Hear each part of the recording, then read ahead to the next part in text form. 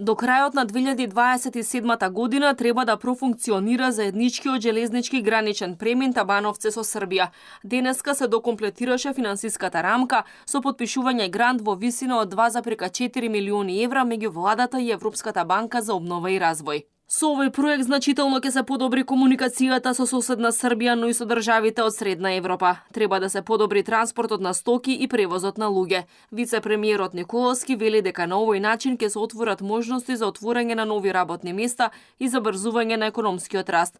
Освен во патничкиот сообраќај ќе има и one-stop shop во железничкиот дел. Да се забрза движењето на добра и стоки во двата правци и за увоз во Европа, но исто така и за извоз од Европа.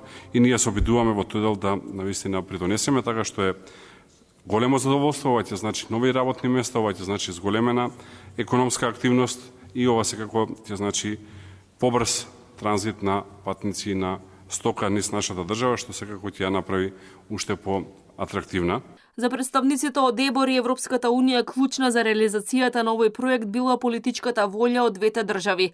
Вистински предизвик било да се координираат активностите на толку голем број на институции. Проектот предвидува изградба на нова заедничка зграда за потребите на граничната полиција, царината и инспекцијските служби на Македонија и Србија, како и реновирање на постојните објекти во Табановце. Исто така предвидена е изградба и на нова патна и комунална инфраструктура.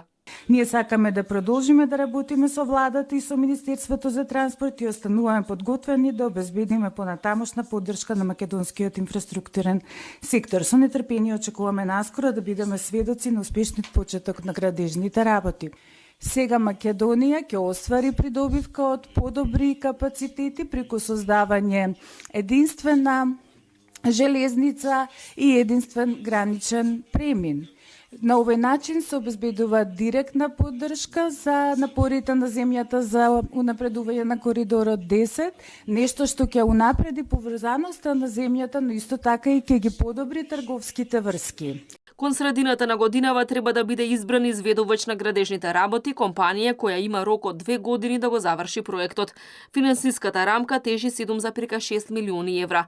Освен грантот од 2,4 милиони евра, претходно ЕБОР за овој проект одобри заем од 5 милиони евра, како и грант средства за техничка поддршка и консултантски услуги од 250.000 евра.